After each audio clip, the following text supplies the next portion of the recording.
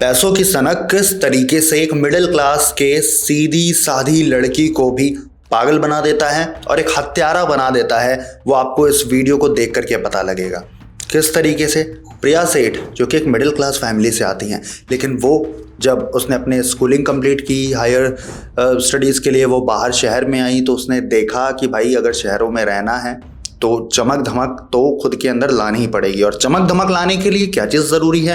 पैसा ज़रूरी है। और पैसा कैसे कमाया जा सकता है, उसके क्या क्या रास्ते हो सकते हैं और क्या क्या रास्ते बनाए जा सकते हैं, इस तरीके की चीज़ें इन्होंने अपने अंदर डेवलप की और एंड में जा कर के ये बनी एक क्रिमिनल, जिन्होंने अंजाम दिया एक बहुत बड़े केस को, जिसको हम जानते हैं द टिंडर मर्डर केस के नाम से। चलिए आज की कहानी को शुरू करते हैं।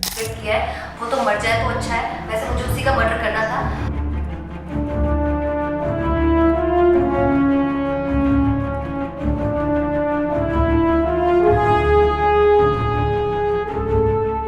कहानी है साल 2018 की। प्रिया सेठ एक मिडिल क्लास परिवार से आने वाली लड़की, जैसा कि मैंने इस वीडियो की शुरुआत में भी बताया। हमेशा से पिता चाहते थे कि बेटी ज़िंदगी में कुछ अच्छा आयाम हासिल करे, बहुत अच्छी नौकरी करे, धूमधाम से उसकी शादी हो और अच्छे परिवार में वो जाए। लेकिन प्रिया सेठ के इरादे कुछ और थे। शुरू से ही तकरीबन 19-20 की उम्र से ही जब स्कूलिंग उनकी कंप्लीट हुई, वो ग्रेजुएशन के लिए अपने घर से बाहर निकली, शहर में पहुंची, एक कमरा लेकर के वो रहने लगी। घर से परिवार वाले उनके लिए कुछ पैसा भी भेजा करते थे, लेकिन अब उनके खर्चे बढ़ चुके थे, जिससे कि उनके परिवार वालों के द्वारा दिए गए पैसे से उनकी आपूर्ति नहीं हो पा रही थी। उनका पेट अब नहीं भर पा रहा था। पार्टीज़ करना, उसके बाद घूमना फिरना, मौज मस्ती करना, ये सब उसके एक डेली लाइफ का रूटीन का पार्ट बन चुका था। वो चाहती थी कि उसे और ज़्यादा पैसा मिले और इसके लिए उसने एक नई तरकीब सोची। उसने एक एस्कॉर्ट सर्विस की वेबसाइट लॉन्च कर दी, यानी कि एक ऐसी वेबसाइट जिसके ऊपर जाकर के अगर आप लड़के हैं तो आप लड़कियों को बुक कर सकते हैं अपने प्लेजर के लिए, अपने सुख के लिए। प्रिया ने उस वेबसाइट को, उस बिजनेस को उन लोगों को, उन लड़कों को, उन मर्दों को लूटने के लिए बनाया था। किस तरीके से लूटा वो भी बताता हूँ। प्रिया सेठ ने, जैसे कि मैंने आपको बताया, एक वेबसाइट बनाया। उसके ऊपर वो बुकिंग सबसे पहले लेती थी। कुछ लोगों की टीम थी, 4-5 लोगों की। अब बुकिंग्स लेने के लिए उसके बाद जो पेमेंट लेना होता था, पहले वो एडवांस पेमेंट लेती थी और इसके लिए खुद प्रिया सेठ जाती थी उन लोगों के पास, उनसे एडवांस पेमेंट वो कलेक्ट करती थी और उसके बाद वो कहती थी कि वो लड़की अभी हमारी कार में है, मैं अभी जाती हूँ और उसको आपके पास भेज देती हूँ। और उसके बाद जैसे ही वो उस जगह से वापस निकलती, अपनी कार में बैठती और वहाँ से रफू चक्कर हो जाती। जब इंटरव्यू के दौरान उसे पूछा गया कि भाई इस तरीके से तुमने एस्कॉर्ट सर्विस के थ्रू तुमने कितने लड़कों को लूटा, तो उसने कहा कि मैंने 1000 से भी ज़्यादा लड़कों को इस तरीके से लूटा हुआ है। क्या आप सोच सकते हैं कि 19, 20, 21, 22 साल की लड़की इस तरीके से इतना शातिर प्लान बना करके 1000 से ज़्यादा लड़कों को लूट चुकी थी। और उससे जब पूछा जाता है इन सब के बारे में, तो और डिटेल में वो बताती है कि इन सब के बारे में किसी ने कंप्लेन तक नहीं की। किसी लड़के ने इतनी हिम्मत नहीं दिखाई कि हाँ भाई वो पुलिस स्टेशन में जाए और ये कंप्लेन दर्ज कराए कि हाँ मेरे साथ गलत हुआ है। क्यों? क्योंकि काम थोड़ा सा गलत था।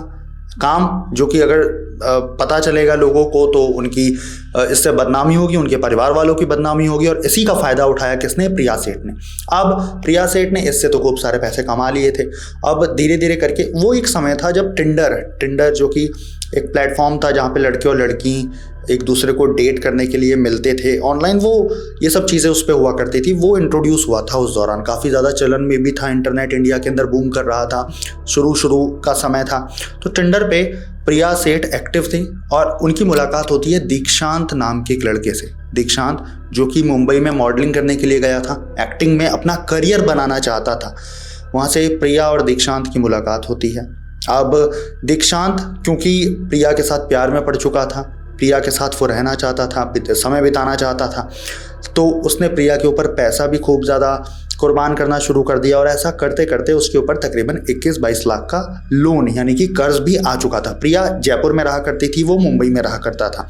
अब प्रिया को जब ये सब चीज़ें पता चली तो उसने कहा कि ठीक है, तुम जयपुर आ जाओ, हम लोग साथ में रहेंगे, साथ में कुछ काम करेंगे और कुछ ऐसा काम करेंगे जिससे कि मैं तुम्हारा कर्जा भी उतरवा दूंगी।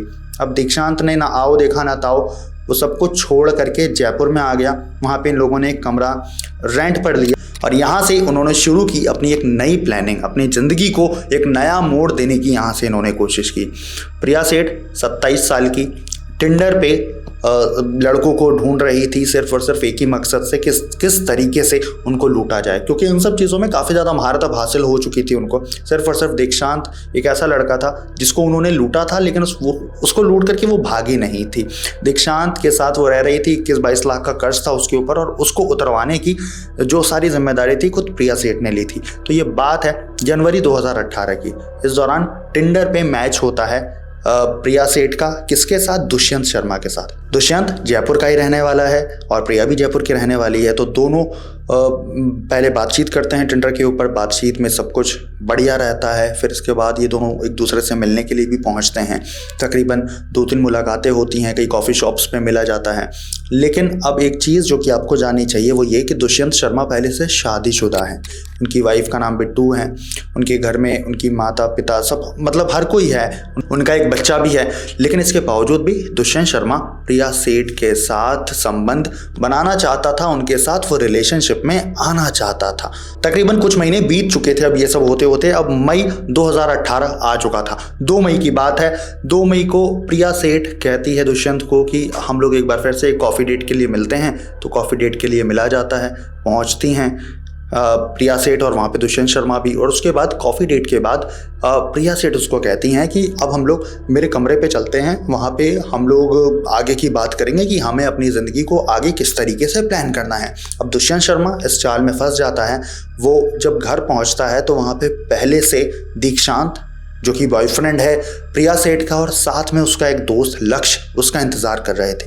वहाँ पे उसको पकड़ लिया जाता है और उसको बंधक बना लिया जाता है। अब यहाँ पर आता है कहानी में एक बहुत बड़ा ट्विस्ट। जब बंधक बनाया जाता है तो दुष्यंत से वहाँ पर खूब सारे पैसे मांगे जाते हैं। उससे कहा जाता है कि भाई अपने घर पे फ़ोन करो और कहो कि हमें 20 लाख रुपए चाहिए। अब सबसे पहले दुष्यंत को ये सब कुछ भी समझ नहीं आ रहा था, वो डर गया था बहुत ज़्यादा। तो वहाँ पे प्रिया सेठ को, अब मैं आपको असली कहानी बताता हूँ। प्रिया सेठ के साथ जब वो टेंडर पे बातचीत कर रहा था तो उसने अपना नाम उसको विवान कोहली बताया था। उसने अपनी प्रोफाइल तस्वीर भी कुछ इसी तरीके की लगाई हुई थी, काफ़ी ज़्यादा हैंडसम जिसके अंदर वो दिख रहा था, काफ़ी ज़्यादा रसूखदार दिख रहा था, काफ़ी ज़्यादा अमीर दिख रहा था। उसने अपने टेंडर के बायो में भी बिजनेसमैन लिखा हुआ था जिससे कि वो अमीर दिखाई दे। जब प्रिया ने उसको पकड़ा तो उससे कि पहले तो सबसे पहले आइडेंटिटी कार्ड उसके जेब में से निकाला गया। तो पता चला कि भाई वो तो बिजनेसमैन नहीं है, बल्कि वो एक माइनिंग कंपनी में काम करता है और वहाँ पे वो देखरेख करता है। तो सबसे पहले झटका तब लगा। वहाँ पे उससे पूछा गया, पूरी सच्चाई पहले उगलवाई गई। तो उसने कहा कि भाई मैं ऐसा कोई बिजनेसमैन नहीं हूँ, मैं छोटा मोटा एक कर्मचारी ही हूँ। तो उसने कहा फिर तुमने मेरे से ऐसा क्यों कहा? तो उसने कहा कि मैं प्रिया सेठ को इम्प्रेस करना चाहता था, जिसकी वजह से मैंने अपनी प्रोफाइलिंग को हाई दिखाई, जिससे कि मेरा वट बढ़े, थोड़ा सा मेरा वज़न बढ़े। इसीलिए मैं जब उनसे मिलने के लिए भी आता था तो मैं अपने पापा की मारुति ऑल्टो लेकर के आया करता था, ताकि जिससे लगे कि हाँ थोड़ा सा अमीर हूँ मैं, मेरे पास गाड़ी भी है, मेरे पास घर भी होगा, और इसीलिए मैं इस तरीके की चीज़ें करता था। अब प्रिया सेठ का ये सब सुन करके दिमाग पूरी तरीके से हिल जाता है, पूरा माथा ख़राब हो जाता है।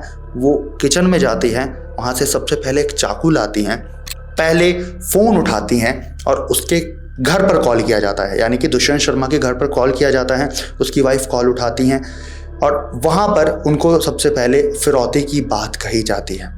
अब हर कोई डर चुका था, उनके पिता भी डर चुके थे। क्यों? क्योंकि उनसे तकरीबन 20 लाख रुपए की मांग की गई थी, लेकिन उस समय उनके पास थे कितने? सिर्फ और सिर्फ 3 लाख रुपए। वो कहते हैं कि मेरे पास सिर्फ 3 ही लाख रुपए हैं, मैं इतना ही आपको दे पाऊंगा। इसके बाद वो अपने बेटे के अकाउंट पर इस पैसे को ट्रांसफ़र करते हैं और उसका स्क्रीनशॉट भी भेज देते हैं। लेकिन चूंकि फ़ोन बंद हो चुका था उसके फ़ोन को बंद कर दिया गया था, तो कोई भी कांटेक्ट अब नहीं हो पा रहा था। 2 मई से अब 3 मई हो चुका था। पुलिस के पास जाया जाता है, पुलिस इन सब चीज़ों की इंक्वायरी शुरू करती है। जब इंक्वायरी चल ही रही थी तभी पता चलता है कि जयपुर के आउटस्कर्ट्स में, यानी कि शहर के बाहर के इलाकों में एक कार मिलती है, वही मारुति अल्टो, जो कि बताई गई कि हाँ वो दुष्यंत शर्मा के पिताजी का है। और उसके अंदर से 3 लोगों को पकड़ा जाता है और वो रेलवे स्टेशन की तरफ जा रहे थे। सबसे पहले जब उन 3 लोगों को पकड़ा जाता है तो वो 3 लोग उनको एक घर पर लेकर के जाते हैं, एक कमरे पर लेकर के जाते हैं, और उस कमरे की हालत देख करके पुलिस एक चीज़ तो समझ जाती है कि यहाँ पे किसी को बहुत बुरी तरीके से मारा गया है। अब उनको पुलिस स्टेशन लेकर के जाया जाता है और वहाँ पर सबसे हैरानी की चीज़ तो ये कि जो प्रिया सेठ है और साथ में लक्ष्य है और साथ में दीक्षांत है, ये तीनों ही इन्होंने जो कुछ भी किया उसके साथ, जितनी बर्बरता की, 10 बार उसको चाकू मारा, उसका गला रेत दिया, गला काट दिया उसका, इन सब चीज़ों को बोलने में वो बिल्कुल भी कतराए नहीं। उन्होंने बिल्कुल भी फिल्टर नहीं की इन चीज़ों को। उसके बाद जब प्रिया सेठ का एक इंटरव्यू भी होता है, जो कि काफ़ी वायरल इंटरव्यू भी है, उसको भी आप जाकर देख सकते हैं। उस इंटरव्यू के अंदर वो बिल्कुल भी फिल्टर में नहीं दिखी हमको, मतलब ना उनको किसी चीज़ का डर, ना भय, कुछ भी नहीं। एकदम गिल्ट फ्री होकर के उन्होंने हर चीज़ को एक्सेप्ट किया और उन्होंने कहा कि हाँ मैंने मारा तो मारा, उसने मेरे को झूठ बोला, उसने खुद को बिजनेसमैन बताया और इसलिए मैंने उसको मार दिया। अब उस समय जब ये केस सामने आया था प्रिया सेठ का, द टिंडर केस, जो कि इस पूरे केस का नाम है, तो उस समय काफ़ी ज़्यादा ये वायरल हुआ था, काफ़ी ज़्यादा सर्कुलेट हुआ था।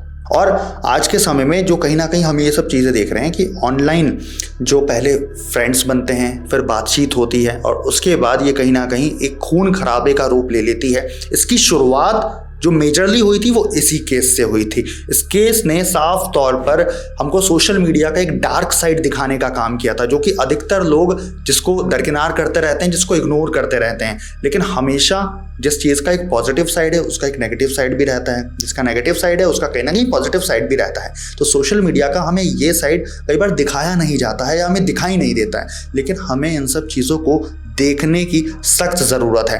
प्रिया सेठ, उनके दोनों साथियों को जेल में तो बंद कर दिया गया, लेकिन उसके बाद आखिर दुष्यंत का क्या, उसके परिवार का क्या, उसके पिता का क्या, उसकी छोटे से बच्चे का क्या, उन सब का क्या? क्योंकि उस समय जब ये सब पूरी घटना हुई थी तो दुष्यंत शर्मा की उम्र सिर्फ और सिर्फ 31 वर्ष थी, वहीं प्रिया सेठ की उम्र 27 वर्ष थी। अब आज की ये कहानी तो मैं यहीं पे समाप्त करता हूँ, लेकिन इसका कंक्लूजन क्या होना चाहिए, क्या प्रिया सेठ के साथ होना चाहिए? क्योंकि एक लड़का अगर करे तो उसके लिए बहुत सारी सज़ाएं, बहुत सारी धाराएं, वहीं एक लड़की करे तो उसके साथ क्या क्या सज़ा होनी चाहिए, आप मुझे कमेंट करके बता सकते हैं आपके व्यूज़ इस कहानी के ऊपर। बाकी आज के लिए इतना ही, मिलते हैं अगली स्टोरी के साथ।